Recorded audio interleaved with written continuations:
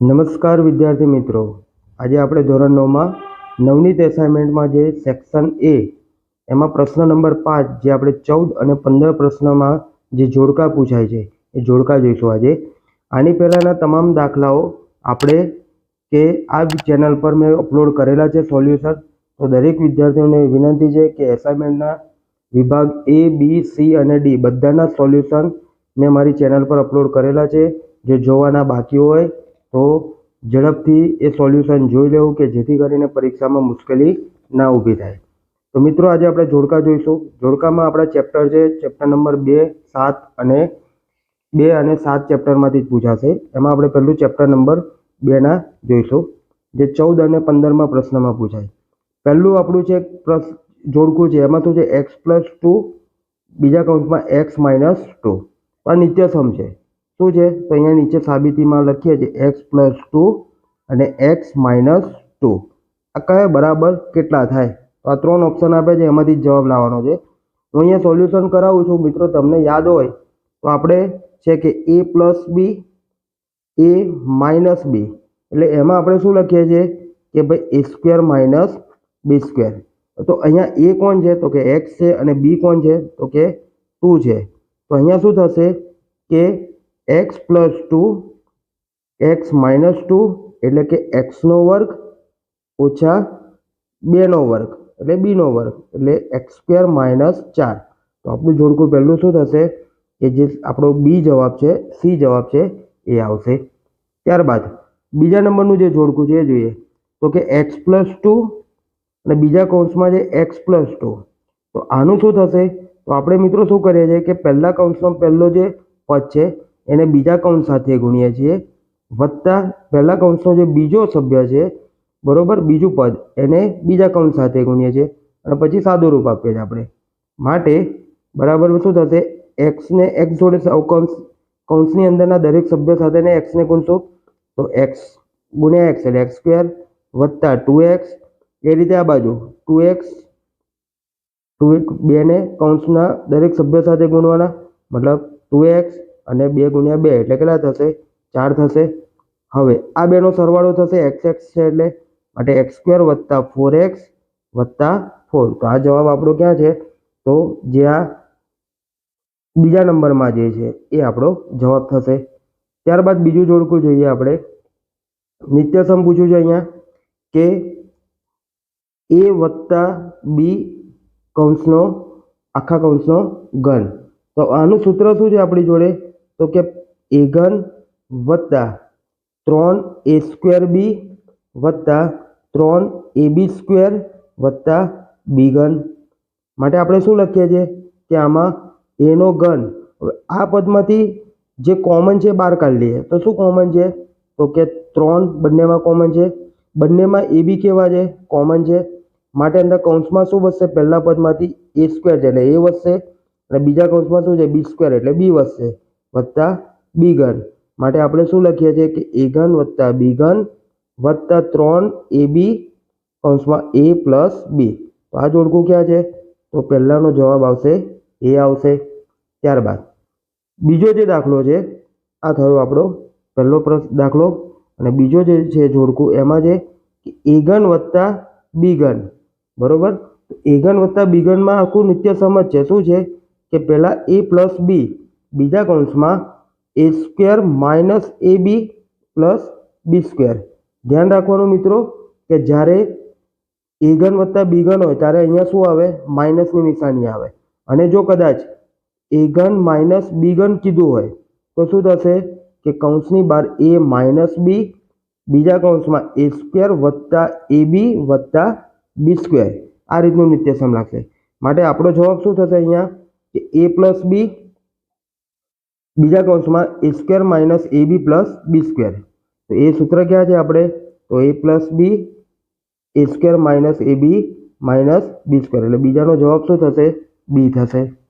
ત્યારબાદ ત્રીજા નંબરનું જોડકું જોઈએ કે ત્રીજા નંબરના જોડકામાં શું કહે છે કે બહુપદી 5x³ વત્તા 4x² વત્તા 7x શોધો. તો અહીંયા દેખો તો અહીંયા આનો ઘાત કેટલો છે તો x3 ઘાત. તો અહીંયા આપણે લખી દઈશું x3 ઘાત એટલે આપણો જવાબ શું આવશે સી આવશે. એટલે પહેલામાં આવશે સી. ત્યારબાદ બીજામાં શું પૂછ્યું છે કે 4 માઇનસ એક્સ સ્ક્વેરમાં એક્સનો સહગુણક. હવે અહીંયા તો એક્સનું પદ જ નથી આપ્યું આપણને, એટલે આપણે બહુપદીને કમ્પ્લીટ લખ્યું હોય તો શું લખાશે કે જેમ કે અત્યારમાં બીજા નંબરમાં હું લખું છું કે 4 માઇનસ એક્સ સ્ક્વેર, એટલે હું બહુપદીમાં એક્સ સ્ક્વેર નથી એટલે 0x લખી શકાય વત્તા, બરોબર, અને બહુપદીને ક્રમમાં ગોઠવવી હોય તો પ્લસ 0x પ્લસ 4 આ રીતે લખાય. હવે એ 0ના સહગુણકમાં કોણ છે, સોરી 0xમાં સહગુણક કોણ છે, 0 છે, તો આપણે અહીંયા સહગુણક કેટલો થશે આપણો 0x, બરોબર. સહગુણક એટલે કે એની સાથે જે જોડાયેલું પદ હોય એ, તો અહીંયા એ પદ જ નથી એટલે આપણે એને 0x તરીકે ગણવાનું છે, એટલે એનો સહગુણક 0 થાય. ત્યારબાદ ચોથા નંબરનું જોડકું જોઈએ આપણે. તેમાં પહેલો દાખલો શું પૂછ્યો છે કે x વત્તા 3 અને x માઇનસ 2. તો આ જે આપ્યું છે એનો ગુણાકાર શું કરશું આપણે, તો કે પહેલા કૌંસનો પહેલો સભ્ય એને બીજા કૌંસ સાથે ગુણીએ અને પહેલા કૌંસનો બીજો સભ્ય છે એને પાછો બીજા કૌંસ સાથે ગુણીએ, તો અહીંયા શું થશે એક્સ સ્ક્વેર. એ રીતે આ બેનો ગુણાકાર કરે એટલે શું થાય -2x વત્તા આ બેનો ગુણાકાર કરે એટલે 3x વત્તા 3ને -2 વડે ગુણીએ એટલે -6. ચલો, -2x વત્તા 3x એટલે કેટલા વધશે, એકલા x વધશે એટલે મતલબ x² વત્તા x ઓછા 6 જવાબ આવશે. તો એ જવાબ આપણો ક્યાં છે અહીંયા, તો x² વત્તા x એટલે 6x, એટલે આપણો આજે એ ઓપ્શન છે આપણો જવાબ થશે. ત્યારબાદ બીજો જે દાખલો પૂછ્યો છે આપણને એમાં શું છે, સેમ જ દાખલો છે, ખાલી નિશાનીનો ફરક છે. 3x x minus 3x x વત્તા 2, સોરી x માઇનસ 3 અને બીજા કૌંસમાં x પ્લસ 2. તો આમાં પણ એ રીતે જ કરશું કે પહેલા કૌંસનો પહેલો જે પદ છે એને બીજા કૌંસ સાથે ગુણશું, -3 લખીએ, મતલબ પહેલા કૌંસનો બીજો જે પદ છે એને -3 કરીને એને પણ બીજા કૌંસ સાથે ગુણી લઈએ. હવે બંનેનો અંદર ગુણાકાર કરીએ તો x² થાય, આ બેનો ગુણાકાર થાય 2x, એ રીતે આ બેનો ગુણાકાર થાય 3x માઇનસ આ બેનો ગુણાકાર કરીએ તો -6. ચલો, માટે x² ના x², 2x માંથી -3x જાય એટલે કેટલા રહે -x ઓછા 6. માટે અહીંયા આપણો જવાબ શું થશે, જે બી ઓપ્શન આપ્યો છે એ આપણો જવાબ થાય છે. ત્યારબાદ પાંચમા નંબરનું જોડકું જોઈએ. પાંચમા નંબરના જોડકામાં શું છે, પહેલો દાખલો આપણો x² માઇનસ 49. તો આનો જવાબ શું થશે, દરેક વિદ્યાર્થી મિત્રોને ખબર હશે કે a² માઇનસ b² એટલે શું થાય, a માઇનસ બી અને બીજા કૌંસમાં a પ્લસ બી. માટે અહીંયા x² ઓછા 49નું વર્ગમૂળ શું છે, તો કે 7. માટે a કોણ હતું x, b કોણ હતું 7, માટે a વત્તા 7, સોરી x ઓછા 7 અને x વત્તા 7 આ બે કૌંસ મળે. તો અહીંયા આપણો જવાબ શું થશે કે જે સી જવાબ છે એ આપણો જવાબ થાય છે. ત્યારબાદ બીજું એક આપણને અવયવ આપ્યું છે કે અહીંયા નામ શું છે એનું કે x² માઇનસ 14x વત્તા 49. આના અવયવ પાડવાના તો કેવી રીતે પડશે, તો પહેલી છેલ્લી સંખ્યાનો ગુણાકાર કરે કેટલો થાય 49 આવે. 49ના એવા ભાગ કરે કે જેથી કરીને વચ્ચે -14 આવે, તો 49 ગુણ્યા એટલે સીધું 49. માટે અહીંયા હું લખીશ કે x² માઇનસ 7x વત્તા 49. આ બેનો હું સરવાળો કરું પાછો -14 થઈ જાય. તો બરોબર મિત્રો, અહીંયા આ રીતે ભાગ કર્યા. પહેલા બે પદ અને બીજા બે પદને જોડકા બનાવી લઈએ. પહેલા બે પદમાં જે સરખું છે બહાર કાઢી લઈએ તો પહેલા પદમાં શું કોમન છે x, તો અંદર શું વધ્યું x માઇનસ 7. એ રીતે બીજા પદમાં શું કોણ સરખું છે, તો કે -7, માટે x માઇનસ 7. તો આપણો જવાબ શું થશે કે x માઇનસ 7 પહેલું જે કૌંસ હતો એ અને બીજો કૌંસ જે આ x માઇનસ 7 એટલે બીજો કૌંસ શું થશે x માઇનસ 7 એ થશે. માટે આપણો જવાબ શું થશે x માઇનસ 7 x માઇનસ 7. એ જવાબ ક્યાં છે, અહીંયા બીમાં આપેલો છે. ત્યારબાદ આગળ જોઈએ તો અહીંયા આપણે ચેપ્ટર નંબર 2ના જોડકા પૂર્ણ થાય છે. ત્યારબાદ ચેપ્ટર નંબર 7. ચેપ્ટર નંબર 7માં ત્રિકોણ PQR એકરૂપ ત્રિકોણ YXZ હોય, બરોબર. અહીંયા મેં બે ત્રિકોણ દોર્યો PQR અને YXZ. આ બંને ત્રિકોણ કેવા છે, એકરૂપ છે. તો ખાલી જગ્યા ખૂણો XZY થાય, મતલબ XZY sorry Y Z X એટલે આ ખૂણો થયો. તો અહીંયા કયો ખૂણો થશે? PRQ થશે. એને સરખો ખૂણો કયો થશે? ખૂણો ઝેડ ને ખૂણો આર સરખો થશે. તો અહીંયા આપણો જવાબ શું થશે? પહેલામાં આપણો જવાબ થશે ખૂણો PRQ બરાબર ખૂણો વાય ઝેડ એક્સ થાય. તો આપણો અહીંયા જવાબ કહે છે PRQ. તો આ આપણો જવાબ થયો PRQ અને પહેલામાં બી આવશે. ત્યારબાદ બીજા દાખલામાં શું કહે છે? ત્રિકોણ ABC અને ત્રિકોણ PQR માં AB બરાબર QR. તો મેં અહીંયા ત્રિકોણ ABC દોરેલો જ છે, બરોબર. બીજો એક ત્રિકોણ દોર્યો છે, એ ત્રિકોણનું નામ હજુ આપ્યું નથી. કેમ? કે આપણે જેમ જેમ અહીંયા જોઈશું તેમ તેમ લખીએ. તો અહીંયા શું લખ્યું છે કે ત્રિકોણ ABC માં અને PQR માં AB બરાબર કોણ છે? તો કે QR. મતલબ જે આ AB બાજુ છે એને બરાબર કઈ છે? QR બાજુ છે. તો અહીંયા હું લખીશ QR. હવે શું કહે છે કે BC બરાબર PQ છે. બરાબર, BC ને બરાબર કોણ છે? PQ છે. તો પહેલા તો અહીંયા હું નામ થોડાક એ લખું છું કે અહીંયા QR કરું છું. તો અહીંયા BC બરાબર શું થશે? PQ થશે. માટે AB બરાબર QR અને BC બરાબર કોણ છે? PQ છે. અને AC બરાબર કોણ છે? તો જે AC બાજુ છે એને બરાબર કોણ છે? PR બાજુ છે, બરોબર. તો ત્રિકોણ ABC બરાબર શું થાય? તો શું થશે? ત્રિકોણ ABC એકરૂપ. બરાબર, જોઈએ તો ત્રિકોણ ABC એટલે આમ લખેલું છે. તો શું થશે? RQP થશે. તો અહીંયા RPQ આપણો શું થશે? જવાબ થશે. મને ત્રિકોણ RQP થાય. સમજ પડે છે મિત્રો? અહીંયા કેવી રીતે લખ્યું છે મેં નામ? એક ત્રિકોણમાં ABC નામ તો આપી જ દીધું છે. ત્યારબાદ જે બીજો ત્રિકોણ જે મેં દોર્યો છે એને નામ નતા આપ્યા. એ અહીંયા જે આપણને પક્ષમાં આપ્યા છે એ પ્રમાણે લખ્યા કે AB બરાબર શું હતું? તો QR. BC બરાબર શું છે? તો કે QP. BC બરાબર શું છે? તો કે PQ. અને AC બરાબર શું છે? તો કે PR. આ જેમ એકરૂપ ત્રિકોણની એકરૂપ બાજુઓના સ્વરૂપે લખી દીધું. એટલે હવે ત્રિકોણ ABC એકરૂપ તો કોણ થશે? ત્રિકોણ RQP થાય. માટે આપણો જવાબ શું થશે અહીંયા?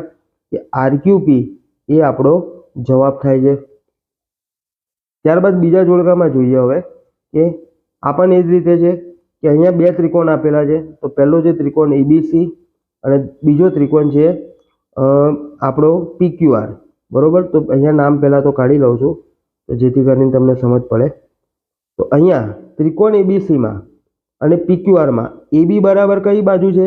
તો કે PQ બાજુ છે. એટલે અહીંયા હું માન લો કે PQ લખી દઉં. હવે શું કહે છે કે BC બરાબર કોણ છે? PR છે. તો હવે PR એટલે અહીંયાની જગ્યાએ આ જગ્યા ને આ જગ્યા થઈ જાય. તો હું નામ ચેન્જ કરી લઉં પહેલાં. તો શું લખીશ કે જે આ AB બરાબર PQ હતો, P નીચે લખો ને Q ઉપર લખી દઉં છું. એટલે AB બરાબર PQ થઈ ગયું. એ રીતે BC બરાબર કોણ છે? તો કે PR. તો આ બીજી બાજુ પણ સરખી થઈ ગઈ. અને ખૂણો B અને ખૂણો P બંને કેવા છે? સરખા છે. એટલે બાકુબા મુજબ બંને ત્રિકોણ એકરૂપ થયા. તો અહીંયા શું થયું કે લખાશે કે ત્રિકોણ ABC એકરૂપ, બરોબર. મતલબ ત્રિકોણ ABC એકરૂપ QPR થશે.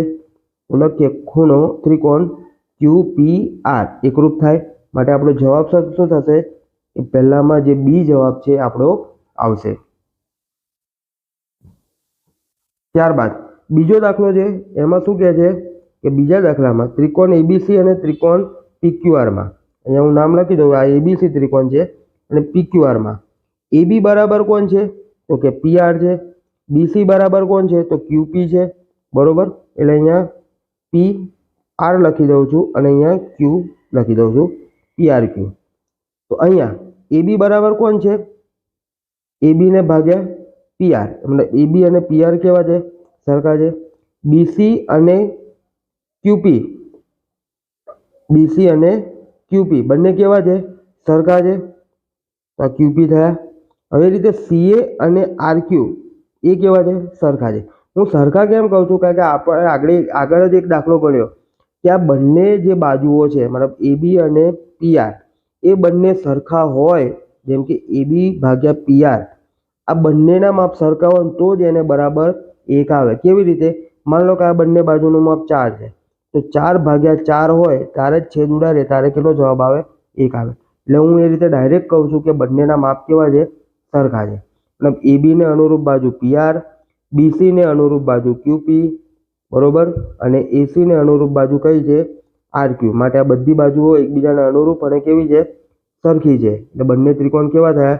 એકરૂપ થયા. અને એકરૂપ ત્રિકોણ હોવાથી શું લખાશે એમાં કે ત્રિકોણ ABC એકરૂપ ત્રિકોણ RPQ. કેવી રીતે લખ્યું? તો ત્રિકોણ ABC એ રીતે ત્રિકોણ RPQ. તો ત્રિકોણ RPQ ક્યાં છે આપણે? તો અહીંયા પહેલો ઓપ્શન છે. બરોબર.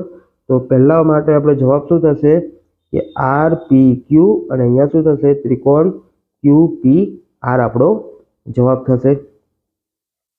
તો મિત્રો હવે ત્રીજું આપણે જોડકા જોઈએ. ત્રીજા નંબરમાં જે આપેલા છે કે ત્રિકોણ PQR અને ત્રિકોણ XYZ માં. તો અહીંયા મેં ત્રિકોણ PQR દોર્યો છે અને ત્રિકોણ XYZ માં નામ હટાવી દઉં છું. ત્રિકોણ PQR અને ત્રિકોણ XYZ માં ખૂણો P ને અનુરૂપ સરખો ખૂણો કયો છે? તો કે ખૂણો Z. તો અહીંયા હું ખૂણા Z નું નામ લખીશ એટલે જેથી કરીને બંને ખૂણા કેવા થાય? સરખા અને અનુરૂપ થાય. એ રીતે ખૂણો Q ને અનુરૂપ કોણ છે? તો કે Y છે અને બંને ખૂણા કેવા છે? સરખા છે. હવે શું કહે છે કે PQ અને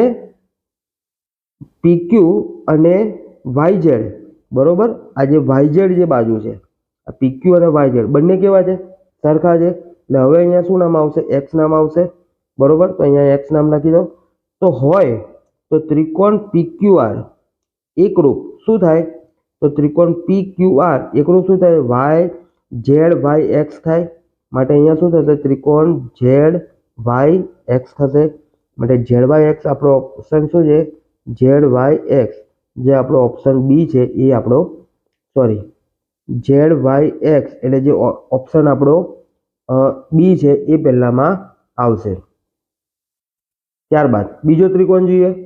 બીજો દાખલો કે એમાં શું કહે છે કે ABC અને XYZ માં.